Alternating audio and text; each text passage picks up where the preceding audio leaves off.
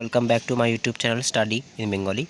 তো WBSSC অর্থাৎ West Bengal school service কমিশনের গ্রুপ সি এবং গ্রুপ ডি পরীক্ষার জন্য আজ থেকে কিন্তু আমাদের প্র্যাকটিস সেট করানো শুরু হচ্ছে। আজকে আমাদের প্র্যাকটিস সেট নাম্বার 1।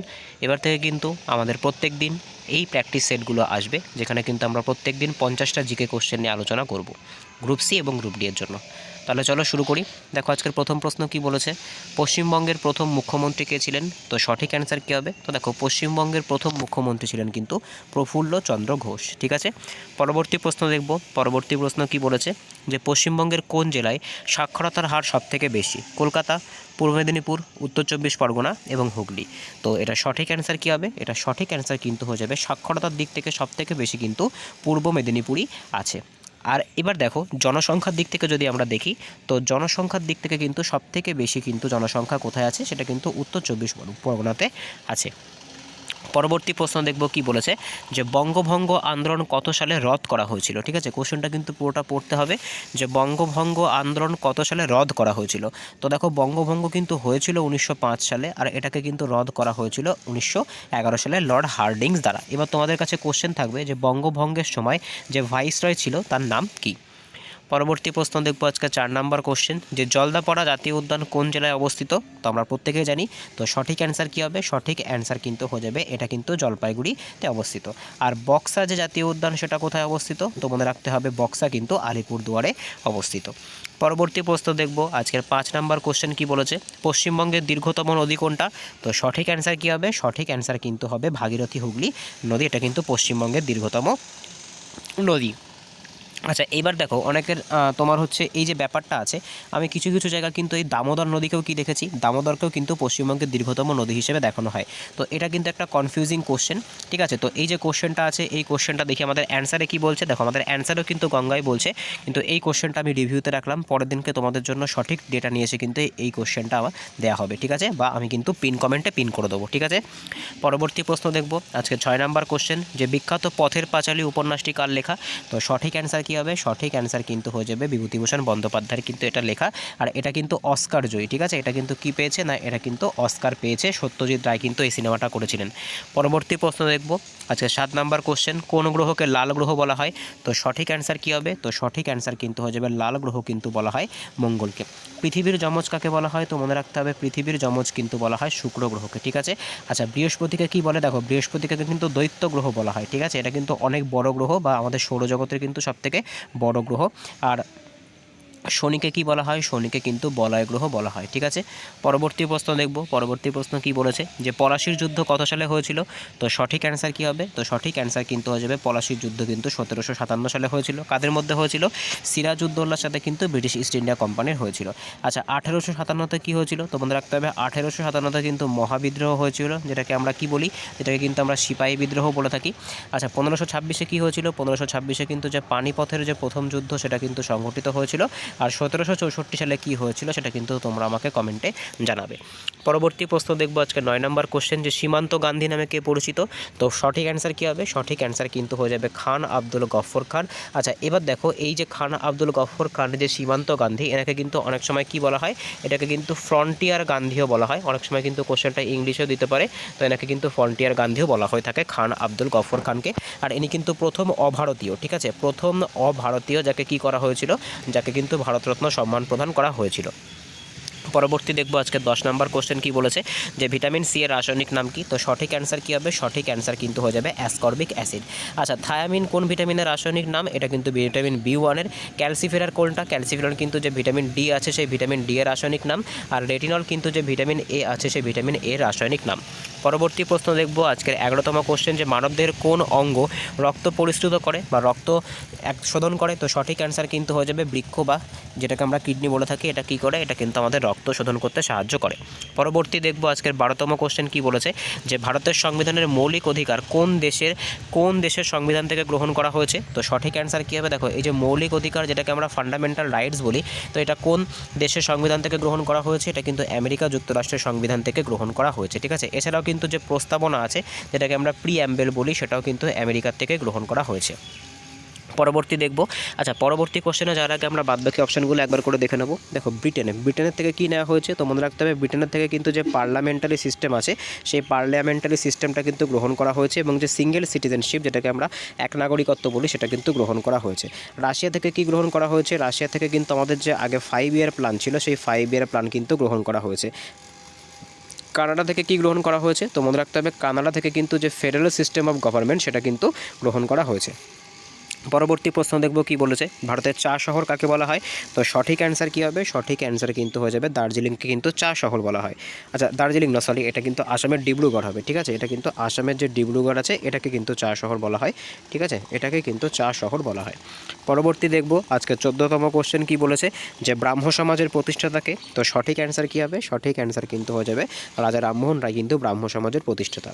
পরবর্তী দেখব, পরবর্তী প্রশ্ন কি বলেছে আজকের 15তম কোশ্চেন, কোন নৃত্যশৈলী পশ্চিমবঙ্গের নিজস্ব? এর মধ্যে থেকে পশ্চিমবঙ্গের কোনটা? সঠিক অ্যান্সার হয়ে যাবে কিন্তু ছৌ। ছৌ কিন্তু পশ্চিমবঙ্গের নিজস্ব নৃত্য। আচ্ছা, কত্থক কোথাকার? কত্থক কিন্তু পুরো যে নর্থ ইন্ডিয়া আছে সেই নর্থ ইন্ডিয়ার।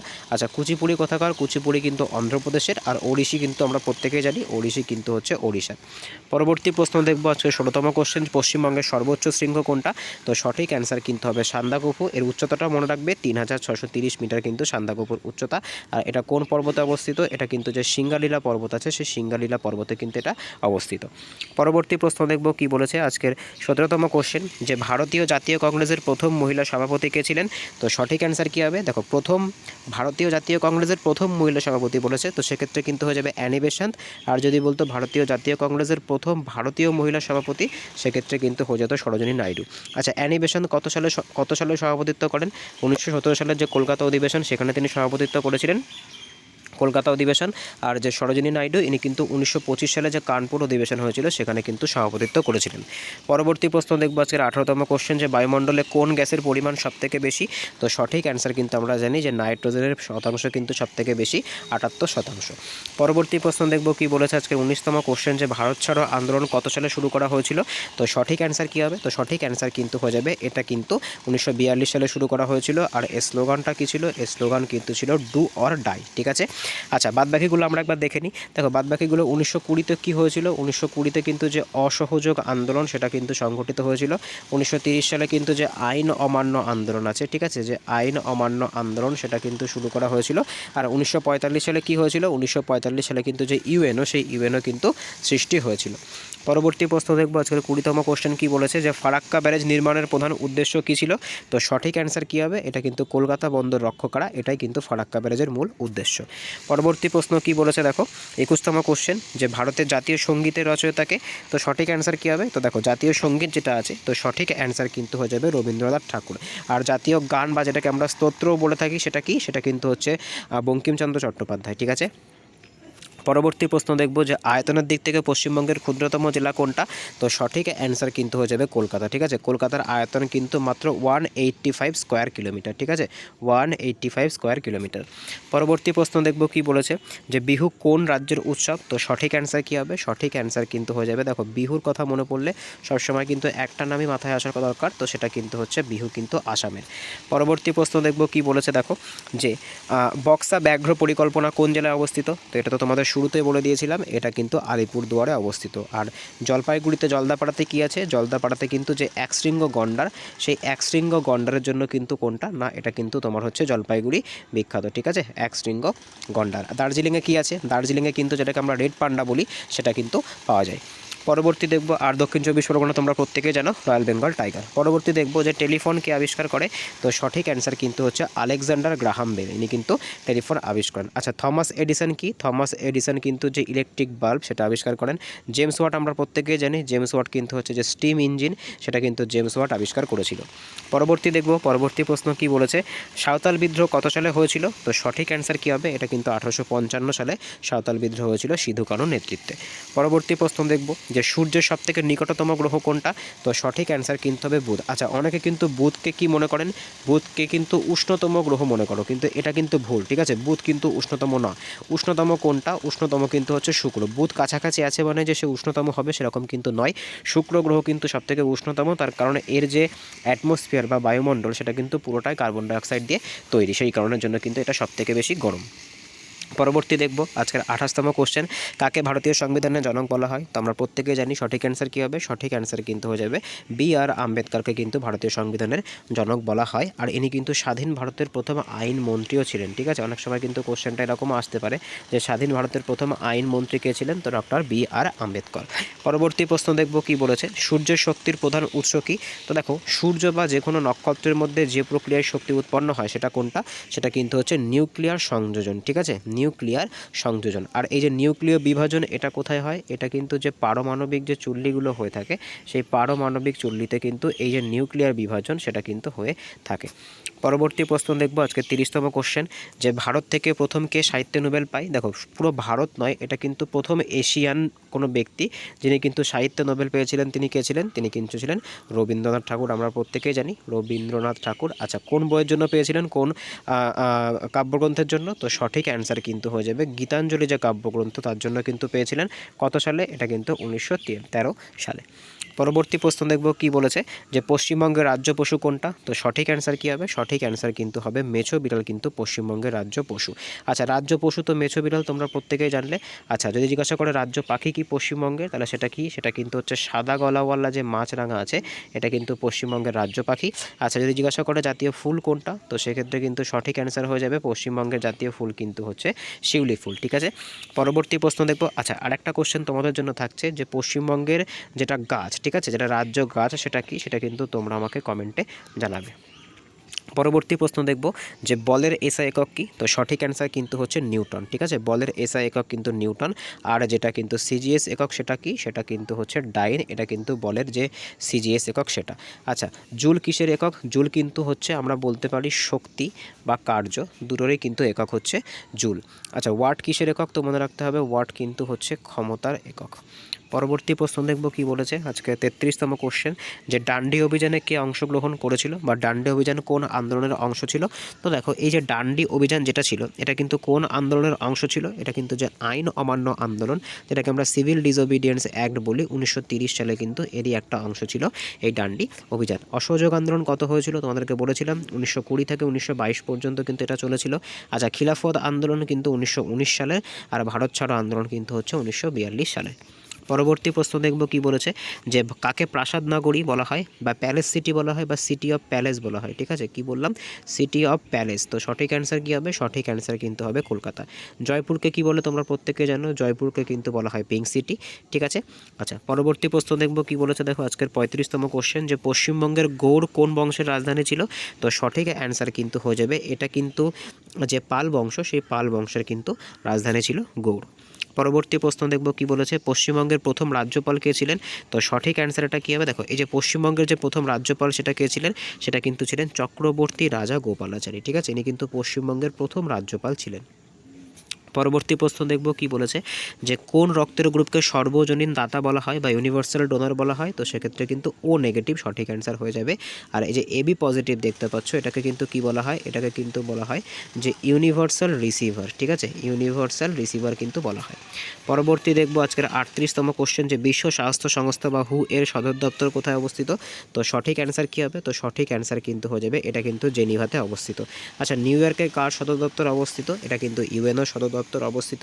আচ্ছা, প্যারিসে কি আছে? তো মনে রাখতে হবে প্যারিসে কিন্তু আছে UNESCO, United Nation Educational and Scientific Cultural Organization, UNESCO.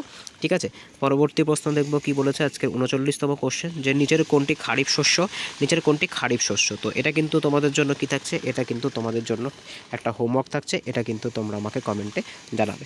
পরবর্তী প্রশ্ন দেখব কি বলেছে, যে কাকে ভারতের প্রথম পঞ্চায়েতি রাজ ব্যবস্থা কোথায় চালু হয়েছিল? তো সঠিক অ্যান্সার কিন্তু হয়ে যাবে এটা কিন্তু রাজস্থানে চালু হয়েছিল। আর রাজস্থানেরও কোথায় চালু হয়েছিল? তো মনে রাখতে হবে রাজস্থানের নাগৌর বলে কিন্তু একটা জেলা আছে, এখানে কিন্তু চালু হয়েছিল। পরবর্তী প্রশ্ন দেখব, যে কলকাতার ভিক্টোরিয়া মেমোরিয়াল কার উদ্যোগে নির্মিত? তো সঠিক অ্যান্সার কী হবে, তো দেখো এই যে ভিক্টোরিয়া মেমোরিয়াল যেটা আছে এটা কিন্তু যে লর্ড কার্জন, সেই লর্ড কার্জনের তত্ত্বাবধানে কিন্তু নির্মিত হয়েছিল। পরবর্তী দেখব আজকের 42তম কোশ্চেন কি বলেছে, যে কোন ধাতু বিদ্যুতের সর্বোত্তম পরিবাহী? তো সঠিক অ্যান্সার কী হবে, তো একদম সুপার কন্ডাক্টর কিন্তু হচ্ছে রূপো বা সিলভার, এটা কিন্তু বিদ্যুতের সবথেকে ভালো পরিবাহী। পরবর্তী দেখব কি বলেছে আজকে 43তম কোশ্চেন, শান্তিনিকেতন কে প্রতিষ্ঠা করে? তো সঠিক অ্যান্সার কিন্তু হবে রবীন্দ্রনাথ ঠাকুর। কোথায়? এটা কিন্তু যে বীরভূম আছে সেই বীরভূমের কিন্তু বোলপুরে অবস্থিত। পরবর্তী প্রশ্ন দেখব কি বলেছে, দেখো যে পৃথিবীর বৃহত্তম হ্রদ কোনটা? তো সঠিক অ্যান্সার কি হবে? তো সঠিক অ্যান্সার কিন্তু হচ্ছে কাস্পিয়ান সাগর। আর মনে রাখতে হবে এটা কিন্তু লবণাক্ত জলের হ্রদ, ঠিক আছে। পরবর্তী প্রশ্ন দেখব কি বলেছে যে কম্পিউটারে র্যামের পুরো কথা কি? তো সঠিক অ্যান্সার কিন্তু হচ্ছে র্যান্ডম অ্যাক্সেস মেমোরি, এটা কিন্তু র্যামের সম্পূর্ণ রূপ। আচ্ছা, রমের ফুল কি সেটা কিন্তু তোমরা আমাকে কমেন্টে জানাবে। পরবর্তী প্রশ্ন দেখব আজকে 46তম কোশ্চেন, যে সুবর্ণরেখা নদী পশ্চিমবঙ্গের কোন জেলার উপর দিয়ে প্রবাহিত হয়েছে? তো সঠিক অ্যান্সার কী হবে? তো এটা সঠিক অ্যান্সার হবে কিন্তু এটা কিন্তু ঝাড়গ্রামের উপর দিয়ে প্রবাহিত হয়েছে। পরবর্তী প্রশ্ন দেখব আজকে 47তম কোশ্চেন, কোন দিনটি বিশ্ব পরিবেশ দিবস হিসেবে পালিত হয়? তো সঠিক অ্যান্সার কিন্তু আমরা প্রত্যেকেই জানি 5ই জুন কিন্তু বিশ্ব পরিবেশ দিবস হিসেবে পালিত হয়। আচ্ছা, 11 জুলাই কি পালন করা হয়? 11 জুলাই কিন্তু যে জনসংখ্যা দিবস আছে সেই জনসংখ্যা দিবস পালন করা হয়, ঠিক আছে। 16ই সেপ্টেম্বর আমরা প্রত্যেকেই জানি 16ই সেপ্টেম্বর কিন্তু ওজোন ডে হিসেবে পালন করা হয়। আর 1লা ডিসেম্বর কিন্তু আমরা যে এইডস ডে সেটা কিন্তু পালন করে থাকি। পরবর্তী দেখব আজকের 48তম কোশ্চেন, যে ডিসকভারি অফ ইন্ডিয়া বইটি কার লেখা? তো সঠিক অ্যান্সার কিন্তু হচ্ছে জওহরলাল নেহরুর লেখা কিন্তু বই হচ্ছে এই ডিসকভারি অফ ইন্ডিয়া। পরবর্তী প্রশ্ন দেখব আজকে 49তম কোশ্চেন কি বলেছে, যে কলকাতায় ইডেন গার্ডেন স্টেডিয়াম কত সালে প্রতিষ্ঠিত হয়েছিল? তো সঠিক অ্যান্সার কিন্তু হয়ে যাবে 1864 সালে কিন্তু এই ইডেন গার্ডেন্স স্টেডিয়ামটা প্রতিষ্ঠিত হয়েছিল। পরবর্তী কোশ্চেন আজকে লাস্ট কোশ্চেন কি বলেছে, যে রক্ত জমাট বাঁধতে কোন ভিটামিন সাহায্য করে? তো সঠিক অ্যান্সার কিন্তু হয়ে যাবে ভিটামিন কে। আচ্ছা, এটা কার সহায়তায় কিন্তু করে? এটা কিন্তু যে প্লেটলেট বা যেটাকে আমরা কি বলে থাকি, যেটাকে কিন্তু আমরা বলে থাকি অনুচক্রিকা, এর সাহায্যে কি করে? এর সাহায্যে কিন্তু রক্ত জমাট বাঁধতে সাহায্য করে। তো আজকে এই অবধি ছিল। আউট অফ 50 কার কত স্কোর হচ্ছে অবশ্যই কিন্তু কমেন্টে জানিও। যেহেতু তোমাদের এগুলো গ্রুপ সি আর গ্রুপ ডির পরীক্ষা, তো লেভেল কিন্তু তোমাদের এরকমই থাকবে, এমন না যে তোমাদের একদম সিজিএল লেভেলের বা WBCS লেভেলের কোশ্চেন কিন্তু এখানে আসবে। তোমরা চাইলে প্রিভিয়াস ইয়ারের কোশ্চেনগুলো দেখতে পারো। আর একটা কথা যেটা বলার সেটা হচ্ছে, দেখো প্রত্যেকটা ভিডিওই কিন্তু ডিপেন্ড করে থাকে তোমাদের রেসপন্সের উপরে। যদি তোমাদের রেসপন্স কোনো কারণে কম হয় তো সেক্ষেত্রে কিন্তু এইগুলো দেওয়ার জন্য কোনো রকম মোটিভেশন পাওয়া যায় না। তো তোমাদের রেসপন্স যদি ভালো হয়, যেহেতু আমি একটা ইউটিউবে একটা পোল করেছিলাম, সেখানে তোমরা জানিয়েছিলে সবথেকে বেশি কিন্তু ভোট গ্রুপ সি আর গ্রুপ ডি কোশ্চেনগুলো করানোর জন্য এসেছিলো। তো আশা করি তোমাদের ভিডিওটা ভালো লেগেছে। যদি ভালো লাগে তাহলে অবশ্যই চ্যানেলটাকে সাবস্ক্রাইব করো, পাশে থাকা বেল আইকনটিকে প্রেস করো, একটা লাইকের মাধ্যমে জানিও। দেখা হচ্ছে পরের ভিডিওতে, বাই।